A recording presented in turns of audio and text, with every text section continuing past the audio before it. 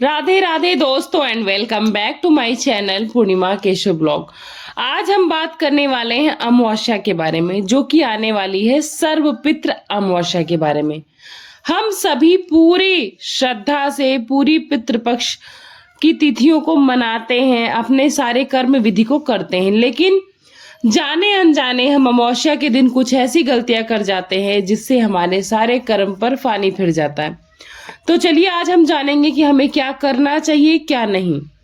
अमावस्या हिंदू पंचांग के अनुसार महीने का वह दिन होता है जब चंद्रमा पूरी तरह से अदृश्य हो जाता है। यह दिन आध्यात्मिक और धार्मिक दृष्टि से बहुत महत्वपूर्ण माना जाता है। इस दिन विशेष रूप से पूजा पाठ, दान और पितरों को तर्पण करने की परंपरा है। लेकिन अमावस्या के दिन कुछ ऐसे भी कार्य हैं जिन्हें करने से हमें बिल्कुल बचना चाहिए। आज के वीडियो में हम आपसे यही बताएंगे कि क्या करना चाहिए और क्या नहीं करना चाहिए। पहले तो हमें जानना चाहिए कि अमावस्या का क्या महत्व है। अमावस्या को एक खगोलीय घटना कहते हैं, मतलब एक ये खगोलीय घटना ही है। जब सूर्य और चंद्रमा एक सीधी रेखा में आ जाते हैं तब चंद्रमा पूरी तरह से अंधकारमय हो जाता है। लेकिन यह सिर्फ आकाशीय घटना नहीं है। हिंदू धर्म में इसे पितृतिथि कहा जाता है, जो हमारे पूर्वजों को याद करने के लिए और उन्हें जल अर्पित करने का विशेष दिन होता है। हिंदू पंचांग के अनुसार यह तिथि पितरों के लिए ही समर्पित है। मान्यता है कि इस दिन पितृ पृथ्वी पर आते हैं और अपने वंशजों के द्वारा किए गए तर्पण और श्राद्ध को स्वीकार करते हैं। हर महीने आने वाली अमावस्या का तो अपना महत्व होता ही है। सोमवती अमावस्या, सूर्य ग्रहण वाली अमावस्या और माघ, भाद्रपद तथा कार्तिक अमावस्या भी विशेष महत्व रखती है। अब चलिए हम बात करते हैं कि अमावस्या के दिन क्या करना चाहिए। पितृपक्ष का दान अमावस्या के दिन खास तौर पर पूर्वज को समर्पित होता है। ऐसा माना जाता है कि इस दिन किया गया तर्पण और श्राद्ध पितरों की आत्मा को शांति प्रदान करता है और वे अपने वंशजों को इसके बदले में सुख समृद्धि का आशीर्वाद देते हैं। पितृपक्ष में दान करना जैसे कि कपड़े, खाद्य पदार्थ या धन बहुत ही पुण्यदायक होता है। पूजा अर्चना करना है।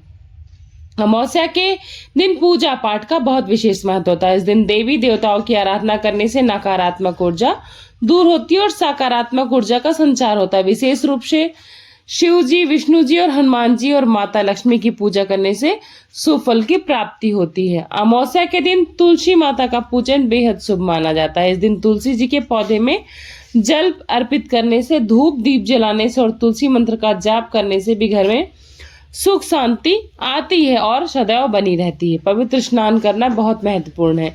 इस दिन स्नान का बहुत विशेष महत्व होता है। अमावस्या के दिन गंगा या आसपास के किसी भी पवित्र नदी में जाएं और स्नान करें। इससे विशेष पुण्य की प्राप्ति होगी। यदि संभव हो तो घर पर स्नान करते समय पानी में गंगा जल अवश्य मिला लें। अगर आप कहीं नदी में जा नहीं सकते तो घर की सफाई। अमावस्या के दिन घर की सफाई का बहुत ज्यादा विशेष महत्व है। ऐसा माना जाता है कि जहाँ स्वच्छता होती है वहां लक्ष्मी का वास होता है। इस दिन घर को अच्छी तरह से साफ करने से नकारात्मक ऊर्जा दूर होती है और सकारात्मक ऊर्जा का संचार बढ़ता है। आज के दिन मतलब अमावस्या के दिन जो सफाई हम नित्य प्रतिदिन नहीं कर सकते हैं उसको अमावस्या के दिन विशेष रूप से करना चाहिए। खास तौर पर पूजा स्थल और घर के मुख्य दरवाजे को साफ करके वहां पर धूप दीप जलाना शुभ माना जाता है। इससे घर में सुख समृद्धि तो बनी ही रहती है, देवताओं की कृपा भी होती है और माता लक्ष्मी का आगमन भी होता है। ध्यान और साधना जरूर करना चाहिए अमावस्या के दिन। इसका बहुत ही विशेष महत्व है। यह न सिर्फ मन को शांति देता है बल्कि सकारात्मक ऊर्जा को भी बढ़ाता है। योग, जप और प्राणायाम करने से नकारात्मकता तो दूर ही होती है और आत्मिक संतुलन भी बना रहता है। अगर संभव हो तो सुबह जल्दी उठकर ध्यान करें और मानसिक शांति के साथ साथ आपकी सेहत भी बहुत अच्छी बनी रहेगी। तो ये थी कि क्या करना चाहिए। अब हम बात करेंगे कि हमें अमावस्या के दिन क्या नहीं करना चाहिए। तनाव मुक्त रहें और विवादों से जरूर दूर रहें। अमावस्या के दिन खुद पर संयम रखना बहुत जरूरी होता है। गुस्से और किसी प्रकार के झगड़े से वैसे तो रोज बचना चाहिए, लेकिन खासकर अमावस्या के दिन विशेष रूप से आप किसी भी विवाद से दूर ही रहिए, क्योंकि यह दिन शांति और पूजा पाठ के लिए ही खास है। यह हमारे पूर्वजों को समर्पित होता है, इसलिए घर के बुजुर्ग का सम्मान करें और उनकी सेवा करें। अगर वो धरती पर आते और हमें इस स्थिति में देखते हैं तो बहुत ही दुखी होते और हमें आशीर्वाद दिए बिना ही चले जाते हैं, और उल्टा उनके दुख से हमें श्राप ही मिलता है। उनके आशीर्वाद से घर में सुख, शांति और सकारात्मक ऊर्जा बनी रहती है। इसलिए आप उस दिन विवाद और लड़ाई झगड़े से जरूर बचें। अक्सर देखा जाता है कि आज के समय में लोग धार्मिक और पवित्र अवसरों पर पूरी तरह से ध्यान नहीं रखते हैं और नशा और मांसाहार का सेवन कर ही लेते हैं, जो इस दिन के लिए बहुत ही वर्जित माना गया है। इस दिन शराब, मांस जैसे तामसिक भोजन से बचना चाहिए, क्योंकि ये नकारात्मक ऊर्जा को आकर्षित करते हैं और मन की शुद्धता को भी प्रभावित करते हैं। इसके बजाय सात्विक भोजन ग्रहण करना चाहिए, जिससे शरीर और मन दोनों को शांति और ऊर्जा मिलती है। शुद्ध और पौष्टिक भोजन करने से केवल आत्मा को लाभ नहीं मिलता, बल्कि पितरों को की भी कृपा मिलती है। बाल काटने से बचिए। अक्सर आपने देखा होगा कि अमावस्या के दिन बाल और नाखून काटने की मनाही होती है, पर क्या आप जानते हैं कि इसका कारण क्या है? पौराणिक मान्यताओं में अमावस्या पर बाल या नाखून काटने की मनाही है, क्योंकि ऐसा करने से पितृदोष लग जाता है। आयुर्वेद के अनुसार भी इस दिन शरीर की प्रतिरोधक क्षमता कमजोर होती है, इसलिए बाल काटने से संक्रमण का खतरा भी बढ़ जाता है। तो धार्मिक और साइंटिफिक दोनों रीजन है, तो आप इस चीज से बिल्कुल बचें। शुभ काम में नहीं करना चाहिए। कुछ प्राचीन मान्यताओं के अनुसार अमावस्या के दिन नया या शुभ काम की शुरुआत, जैसे विवाह या व्यापार, यात्रा करने से बचना चाहिए। ऐसा माना जाता है कि इस दिन किया हुआ कार्य जो भी शुरू किया जाता है उसमें बाधाएं उत्पन्न हो सकती हैं। चंद्रमा की अनुपस्थिति के कारण नकारात्मक ऊर्जा का प्रभाव अधिक होता है, जिससे शुभ की सफलता प्रभावित होती है।